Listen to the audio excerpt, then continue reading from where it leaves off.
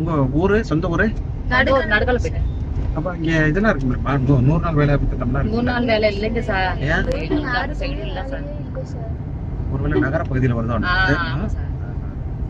சரி, இப்ப நீங்க ஏதாச்சும் ஒரு தொழில் பண்ணிக்கிற கூடாதா? உங்களுக்கு நாங்க உதவி பண்றோமே. இப்ப வந்து ஊர்ல ஒரு சின்ன டீ கடை வச்சுக்கலாம், ஒரு மாவு முக்கிற கடை வச்சுக்கலாம், எது வேணாலும் வச்சுக்கலாம் சார்.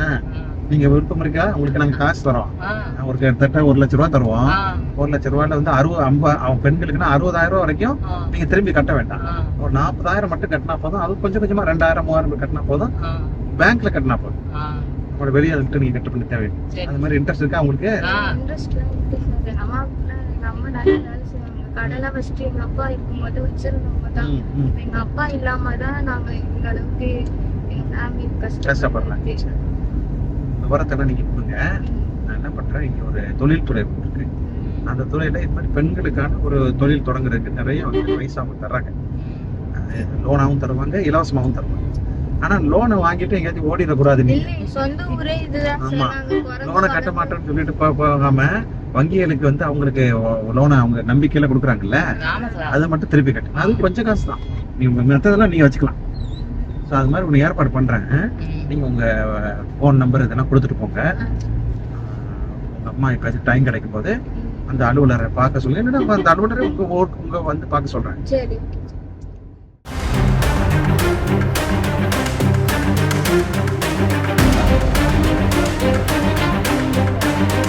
வீட்டுல யாரும் இல்ல, ஆனா வீடு வந்து பூட்டி போட்டு வருது. யாரும் உள்ள வரமாட்டாங்களா? செல்லு தொலைஞ்சு போச்சு. வண்டி கையை இங்க போட்டிருந்தாங்க. அப்ப ஏன் அப்படி திறந்து பூட்டாம இப்படி எதுவுமே பூட்டாமல இருக்கு? இது பெரிய பொண்ணு 3 பொண்ணு சார். எனக்கு 3 பொண்ணு, ஒரு பையன். ஒரே ஒரு பையன் தான் எனக்கு. போட்டு படிக்க வச்சு வளர்த்து எடுத்து எல்லாம் செஞ்சேன்.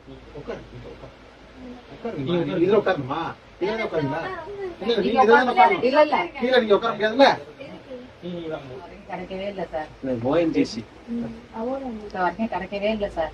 2 அமௌண்ட். ஒரு இறந்து போனவருடைய அந்த அரசு கொடுக்க வேண்டிய தொகை இது வரைக்கும் கிடைக்கல. அவங்க இங்கேயும் முக்கிய மோதிட்டாங்க. ப்ராவிடன்ட் ஃபண்ட், VPF இது வரைக்கும் கிடைக்கல உங்களுக்கு அப்படின்னு சொன்னாங்க. அது எப்படி சார்? அவர் கான்ட்ராக்டா தான் சார் இருப்பாரு.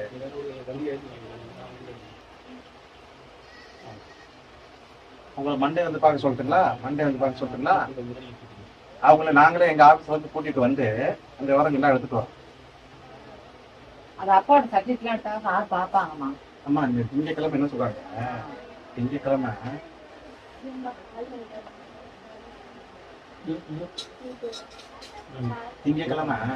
நீங்க என்ன பண்றீங்க? எல்லா பேப்பரும் எடுத்துருங்க. கூட்டிட்டு போய் ONGCல வச்சு பேசி சரியா?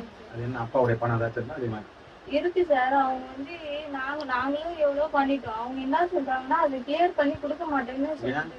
ஏன் கிளியர் பண்ணி கொடுக்க மாட்டாங்கன்னா அவங்க இறந்துட்டாங்கல்ல, அதனால கிளியர் பண்ணி தர மாட்டேன் அப்படின்னு சொல்லிட்டு. என்னதான் சார் நாமனே போட்டுருக்காப்புல எங்க வீட்டுக்காரங்க.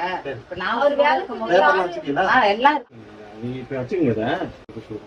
ஒழுகுது சார். சும்மா பாப்பா வச்சுக்கிட்டு மழல இருக்க முடியாதுன்னு சொல்லிட்டு சும்மா அந்த தார்பா போட்டு நாங்க பிள்ளைய வச்சுட்டு இன்னொரு தார்பா அவங்க கொடுக்க சொல்றேன். உங்களுக்கு பக்கத்துல வீடு ரொம்ப கஷ்டப்படுற மாதிரி தெரியுது. தார்பா இல்லாம அவங்களுக்கும் கொடுக்க சொல்றேன். நீங்க வேற எந்த உதவினாலும் நான் பண்ணிடுறேன். சரியா? உடம்பு பாவம் நல்லா பாத்துங்க, சாப்பிடுங்க. என் திங்கக்கிழமை என்னன்னு போய் பார்த்து அதையும் உங்களுக்கு செஞ்சிருக்கேன். பசங்க சின்ன பசங்க வச்சிருந்தது சாப்பிடுங்க. நீங்க பிஸ்கட் தான் சாப்பிடுங்க, நல்லா உடம்பு. வீட்டுக்குமா ஒரு தாப்பாய் கொடுத்து விடுறேன். எத்தனை பேர் மாட்டாங்க? ஊர வீடோட எடுத்து ஒரு 5 பேர் வந்து ரொம்ப டேமேஜ் இருக்காங்க. நீங்க எந்த அரசியல் கட்சி சாராம எனக்கு லிஸ்ட் மட்டும் எடுத்து எத்தனை பேர் என்கிட்ட இருக்குது நீங்களே கொடுத்துருங்க. இவங்களுக்கு ஒன்று கொடுத்துருங்க. யார் தேவை இருக்கோ எடுத்துக்கணும். என்கிட்ட இருக்குது. நான் தரேன். சொல்லுங்க. கலெக்டர் ஆஃபீஸ் நாளைக்கு வந்து பாருங்க. நல்லா படிக்கிறீங்க? படம் எழுதிருக்கா? டீச்சர் சொன்னதை அழியுவா?